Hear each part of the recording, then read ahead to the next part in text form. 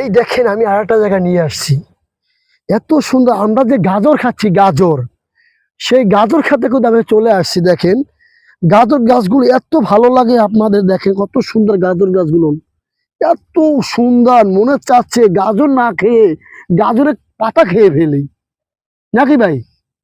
কি সুন্দর, এত সুন্দর গাছগুলো, এত সুন্দর, মানে আবহাওয়া খুব দারুণ, খুব দারুণ। দেখেন আমি গাজর ক্ষেতের ভিতরে আমি হাঁটতে আছি, দেখেন আপনারা, ঠিক আছে? আমি এবার একটু নিয়ে যাবো আর একটু পাতাকপি। এই দেখেন আমি এবার একটু পাতাকপি গাছের মধ্যে ঢুকে যাব। এই দেখেন, দেখতে পাচ্ছেন আপনারা কত সুন্দর, দেখেন কত সুন্দর।